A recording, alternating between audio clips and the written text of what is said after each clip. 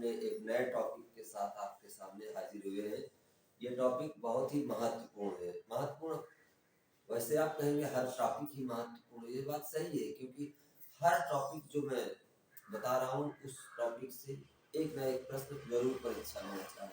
और ये प्रश्न किसी ऐसा नहीं है कि इसमें किसी भी लिंक हो किसी दूसरे चैप्टर से, ऐसा कुछ नहीं है। ये सीधे सीधे पॉलिटी के अंतर्गत जैसे अनुसूची है, भाग है, ये चीज़ें तो बेसिक चीज़ें हैं जिनकी जानकारी और एग्जामिनर की सीधी नज़र इसी पर रहती है। वो क्योंकि 22 भाग मूल संविधान के जो भाग हैं वो मूल रूप से 22 भाग हैं, लेकिन जैसा कि आप जानते हैं कि इसमें समय समय पर परिवर्तन भी होते रहे हैं। तो परिवर्तन होने के कारण कुछ नई चीज़ें जोड़ी भी गई हैं और उसके वजह से अब संविधान मूल संविधान जो 22 है वो अब संख्या बढ़कर कितनी हो गई है, 25। तो देखिए ये भी एक प्रश्न बनता है कि मूल संविधान में संविधान कितने भागों में बटा था, तो 22 भागों में बटा था और वर्तमान में कितने हैं, ये है आपके 25 भाग।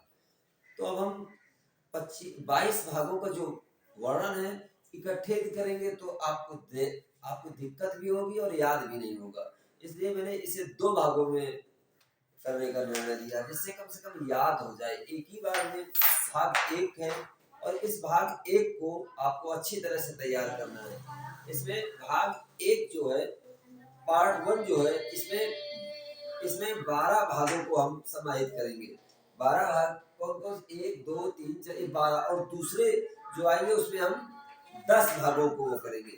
तो देखिए पहले भाग में किसका वर्णन है, भाग 1 में संघ एवं राज्य क्षेत्र का वर्णन है।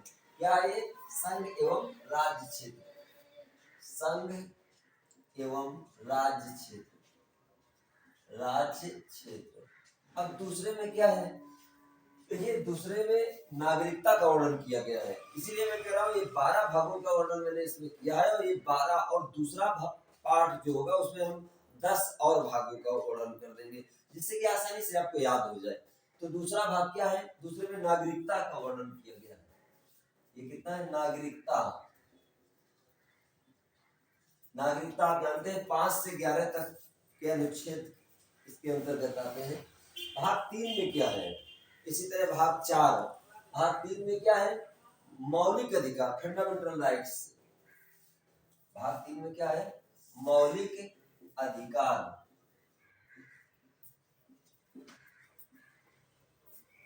मौलिक अधिकार। भाग 4 में क्या है, नीति निर्देशक तत्व,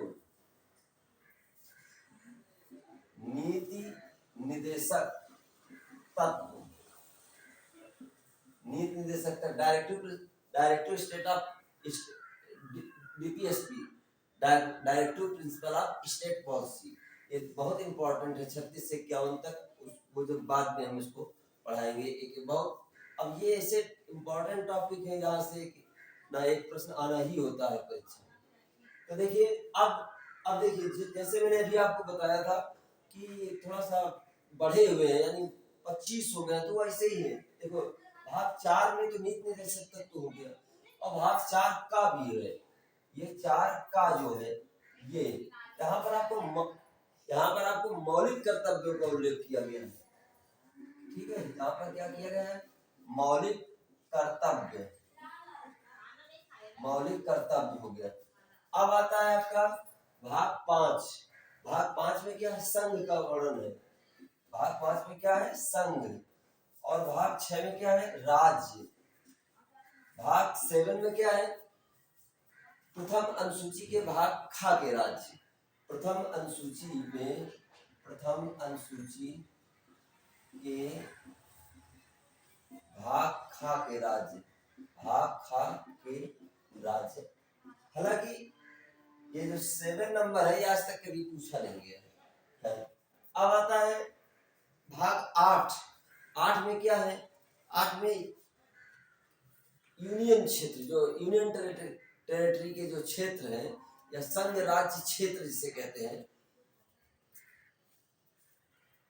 संघ राज्य क्षेत्र।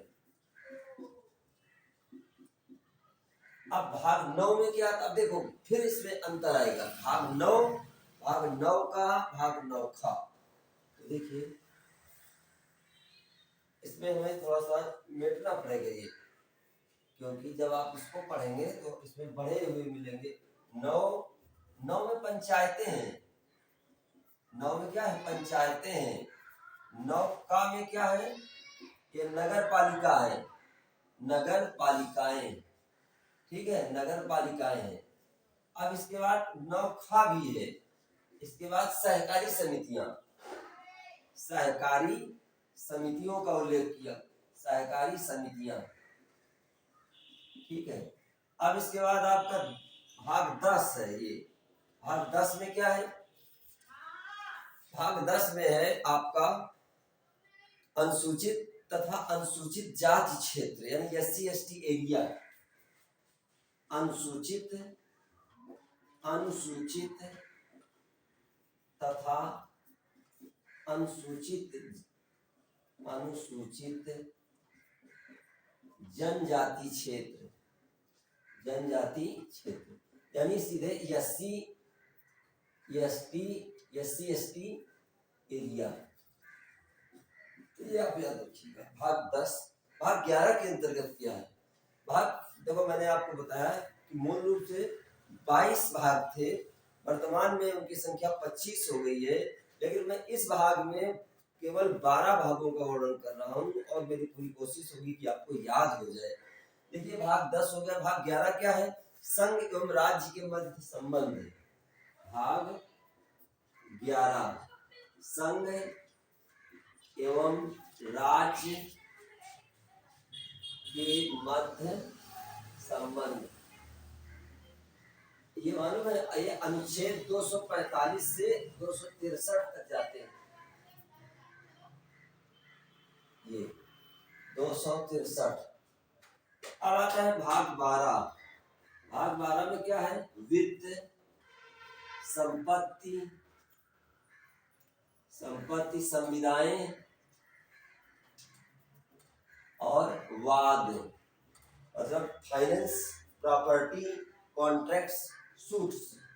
तो देखिए ये आपके सामने हो गए। अब मेरी कोशिश होगी कि 1 मिनट के अंदर आपको इसको याद हो जाना चाहिए। पहला भाग क्या है, देखो मैं बार बार कह रहा हूँ, मैं 12 भागों का ही वर्णन इसमें कर रहा हूँ, क्योंकि मैं पूरे 22 भाग यानी वर्तमान के 25 भागों का वर्णन करता हूँ तो आपको थोड़ा सा काफी भी थकाऊ लगने लगेगा। तो इसलिए मैं 12 भाग एक भाग में कर रहा हूँ, दूसरे भाग में 10 भाग कर दूंगा तो आसानी से याद भी हो जाएगा। पहला भाग आप मेरे साथ कोशिश करिए याद हो जाए, देखिए याद भी हो जाएगा। पहला भाग संघ राज्य क्षेत्र, ठीक है, मैंने संघ राज्य क्षेत्र मतलब संघ इतने और केंद्र शासित प्रदेशों का वर्णन पहला। दूसरा में क्या है, नागरिकता का वर्णन किया गया है। दूसरे में क्या है, नागरिकता। तीसरे में मौलिक अधिकार, पढ़ने वाले जानते हैं कि मौलिक अधिकार, नीति निर्देशक तत्व। अनुच्छेद 4 में नीति निर्देशक तत्व, अनुच्छेद 4 का में मूल कर्तव्य, अनुच्छेद 5 में संघ, फिर अनुच्छेद 6 में राज्य, 7 में प्रथम अनुसूची के भाग खाद्य राज्य, फिर आता है 8वां, आपका आता है 8वां 9वां। अब 8वां में देखिए 5 में आपने संघ कह दिया, 6 में राज्य कह दिया, तो एक 7 को छोड़ के 8वें में जब कहेंगे तो आप संघ राज्य क्षेत्र हो जाएगा। अब आप बताइए क्या बचा, 9 में 3 अनुच्छेद, आप 3 भाग पढ़ने होंगे, 9 का और 9 खा। 9 में क्या है, पंचायतें, 9 का में क्या है, नगर पालिकाएं, और 9 खा में क्या है, ये आपका सहकारी समितियां जो आपको बाद में जोड़ी गई हैं। तो देखिए इसमें आपको ध्यान रखना होगा सहकारी समितियों को बहुत अच्छे से 9 खा। अब इसके बाद आता है 10 अनुसूचित तथा अनुसूचित जनजाति क्षेत्र, SC/ST एरिया। भाग 11 में क्या है, भाग 11 के अंतर्गत है संघ एवं राज्य के मध्य संबंध, याद रखेंगे, अनुच्छेद 245 से 263। अब इसके बाद 12 से अनुच्छेद माफ कीजिएगा, ये भाग 12 में क्या है, वित्त, संपत्ति, संविदाएं एवं वाद, यानी वित्त, फाइनेंस, संपत्ति, प्रॉपर्टी और संविदाएं, कॉन्ट्रैक्ट्स, सूट्स, वाद। तो मुझे लगता है याद हो गया होगा, यदि नहीं याद हुआ तो फिर से आप एक बार देखिए। पहला संघ, पहले में क्या है, क्या क्या दिया गया है, इतने राज्य एवं केंद्र शासित प्रदेश है। दूसरे में क्या है, नागरिकता दी गई है जो 5 से 11 तक अनुच्छेदों के अंतर्गत आता है। तीसरे में क्या है, मौलिक अधिकार, फंडामेंटल राइट्स। भाग 4 में क्या दिया गया है, नीति निर्देशक तत्व, directive principle of state policy. भाग 4 का में क्या दिया गया है, फंडामेंटल ड्यूटीज, या ध्यान में रखिएगा फंडामेंटल ड्यूटीज। इसके बाद अगला भी चीज बताएंगे कि कहाँ से लिए गए हैं अगले वीडियो में, ये भी यहाँ से भी बहुत महत्वपूर्ण प्रश्न पूछे जाते हैं। भाग 5 में क्या है, संघ। भाग 6 में क्या है, राज्य।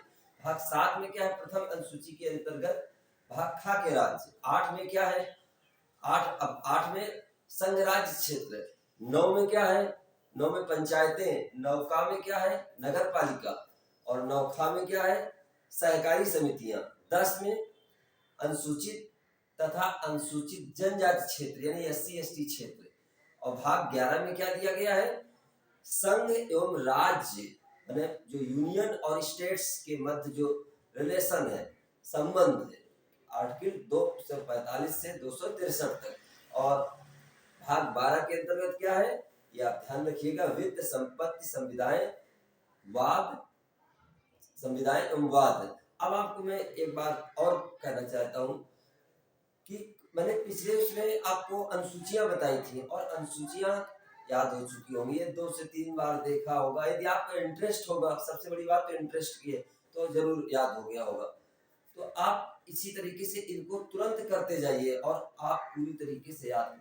एक चीज थोड़ा सा ध्यान देने वाली बात है कि चाहे जैसे लेखपाल के एग्जाम है, देखो अभी जो नवनिर्वाचित सरकार है उत्तर प्रदेश में, तो मुख्यमंत्री आदित्यनाथ ने क्या किया है, ये मुख्यमंत्री महोदय ने हमारे जो फिर से चुने गए हैं दूसरे कार्यकाल के लिए, उन्होंने 100 दिन में जितने भी लंबित भर्तियां हैं, जैसे ANM, GNM और कुछ ग्राम विकास अधिकारी, लेखपाल, इन सभी भर्तियों को 100 दिन के अंदर शायद पूरा करने का आदेश दिया है। तो मैं आपसे यही कहूँगा कि आप, और ये मत भूलिए कि लेखपाल का एग्जाम से लेखपाल का एग्जाम मत समझिए, क्योंकि जो लोग ये समझते हैं कि लेखपाल, इसमें PCS के लड़के बहुत बड़ी मात्रा में बैठते हैं, क्योंकि PCS तो बनेंगे थोड़े से ना, बाकी जितने तैयार होते हैं वो कहाँ जाएंगे, वो PCS, ग्राम विकास अधिकारी, सुपर टेट, वो सभी कुछ देते हैं।